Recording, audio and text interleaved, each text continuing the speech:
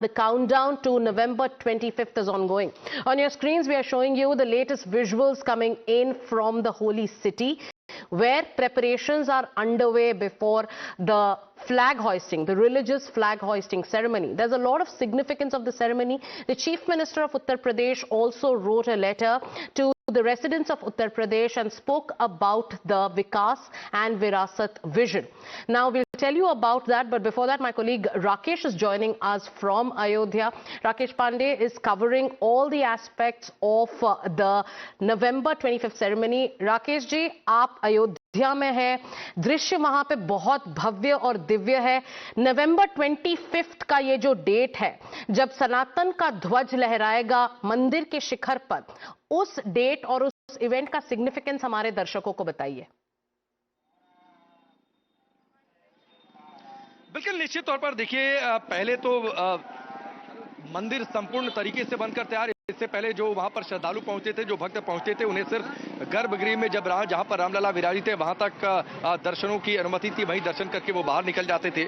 लेकिन 25 तारीख के धर्म ध्वजा स्थापित होने के बाद संपूर्ण राम मंदिर लोगों के लिए खुल जाएगा और प्रथम द्वितीय तल पर जहां राम दरबार बना है वहां तक भी जाने की इजाजत होगी। वहां पर भी जाकर राम दरबार के भी लोग दर्शन करेंगे और 9 शिखर चूंकि बनकर तैयार है, धर्म ध्वजा स्थापित हो जाएगी। धर्म ध्वजा का अपने आप में एक अलग महत्व है, क्योंकि जब धर्म ध्वजा स्थापित हो जाती है तो वो आपके इष्ट के साथ वो धर्म का प्रतीक भी, और केसरिया रंग तो वैसे भी त्याग का, बलिदान का प्रतीक है।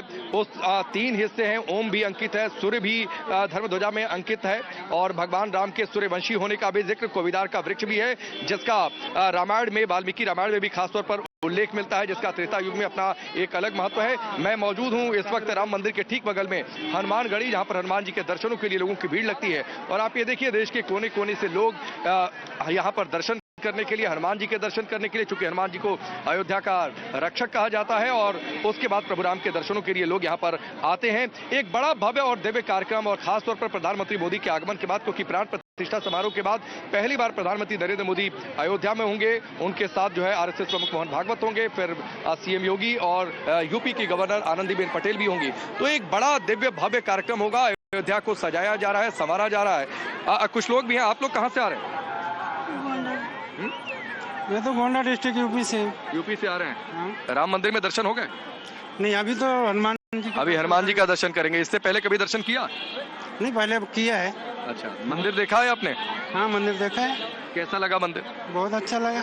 अब प्रधानमंत्री मोदी 25 को आ रहे हैं, धर्म ध्वजा स्थापित होगी, संपूर्ण मंदिर अब खुल जाएगा, तो क्या आपके मन में चल रहा है? नहीं, बहुत अच्छा लग रहा है। जो है बार बार प्रधानमंत्री जी आ रहे हैं, उद्घाटन भी तो उन्होंने किया है, मंदिर का बनवाया भी उन्होंने ही है। हाँ। तो जैसा मंदिर सोचा था वैसा मंदिर बना है? बहुत बढ़िया। आपकी क्या राय है? देखिए, हिंदू है, हिंदू धर्म के लिए जो मोदी जी कर रहे हैं वो बड़ा महान काम कर रहे हैं, और हम तो चाहते हैं कि पूरे देश में हिंदू धर्म का इतना फैलावा हो कि पूरी दुनिया में उसका डंका बज जाए। ठीक है, आप लोगों की राय? आप लोग कहाँ से आ रहे हैं? गोरखपुर से। सीएम योगी के शहर से? जी जी। तो 25 तारीख को एक बड़ा कार्यक्रम, मोदी योगी दोनों रहेंगे, मंदिर पर धर्म ध्वजा फहराएगी। आपके मन में क्या चल रहा है? अच्छा चल रहा है, हिंदुओं के ऊपर अच्छी खुशी है, बहुत खुशी है। अपार खुशी है जी। अपार खुशी किस बात से?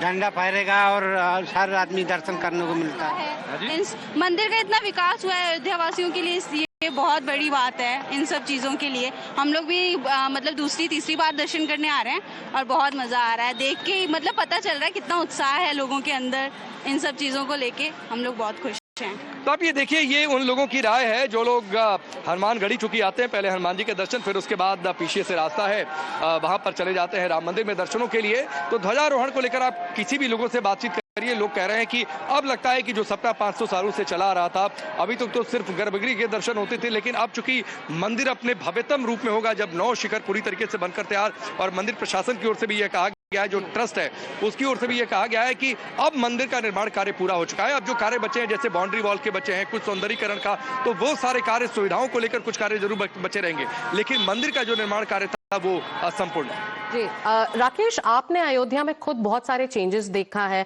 आप जब ये कवर करते हैं, जो स्पिरिचुअल टूरिज्म की बात करते हैं या इसके जो इकोनॉमिक बेनिफिट्स मिलते हैं पूरे रीजन को, उसके बारे में भी बताइए, क्योंकि जब इतने सारे लोग अयोध्या को एक ग्लोबल स्पिरिचुअल हब के रूप में देखते हैं, देश के इकोनॉमी और उत्तर प्रदेश की इकोनॉमी पे इसका क्या इम्पैक्ट नजर आता है?